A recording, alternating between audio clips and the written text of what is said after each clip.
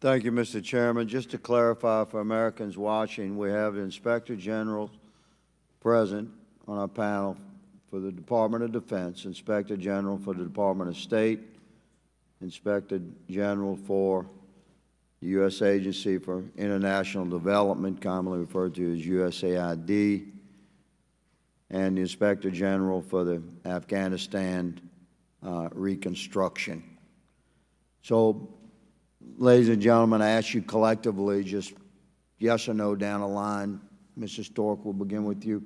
Have any of you in your duties, in your respective investigations, which we very much appreciate you conducting, and it's an important role that you play for Congress and thus for the nation that we've sworn to serve. Have any of you encountered any obstacles or limitations from the executive branch that you would categorize as obstruction? I'm not aware of any such issues for the DoD OIGs. That would be no? You haven't That's a no. encountered? Yes. Yes, sir. No for state OIG. No, for USAID, we do not have any access issues right now. Yes, and I'm happy to give you a list. Well, we probably have the same list, but I look forward to speaking with you further about that. I'm happy to provide it to the full committee, the whole list, in more detail. Would you do that, sir? Absolutely. I'll call upon you to do that. Could we get a time frame that we would receive that?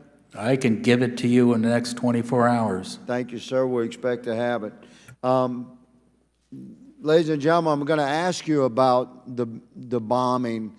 I understand that this is not perhaps specifically in your purview, but America needs to know what exactly happened and why we allowed this terrorist bomber to kill these 13 Americans and 170 Afghans and horribly maim many others when according to testimony that Congress has received, this bomber had been identified. The test runs of bombings had been conducted in the days prior to the bombing. Our intel guys had identified what the bomber looked like. And according to the testimony of Sergeant Vargas Andrews, a 25-year-old sniper was blown up that day. He arrived on August 16th at his post. On August the 22nd, they were advised an IED probe, a practice run by the Taliban, had been performed near the airport there near the gate where he was deployed. Days later, they received word to be on the lookout for 2 specific vehicles. These are all signs of intelligence that had been harvested from the field. And around 2 a.m. on August 26th, the intel guys advised his sniper nest that the suicide bomber in the vicinity had been identified. He was described as clean-shaven, brown dress wearer, black vest, traveling with a companion. This sniper asked the intel guys, why wasn't he apprehended if we had a full description of him? The intel guy said they didn't have authorization to pick him up. Later, the man was spotted by this sniper from noon to 1 p.m.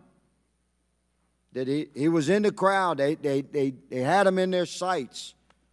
He was behaving in manners that indicated, according to their training, he was about to activate his vest. He was being guided and coached by an older Islamic jihadist man there. It was very serious. They advised their chain of command.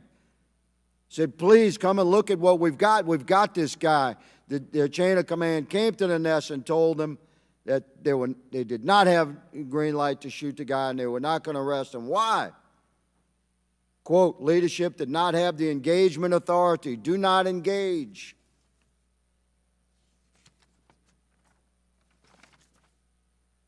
We had identified the bomber. Our intel guys did their work.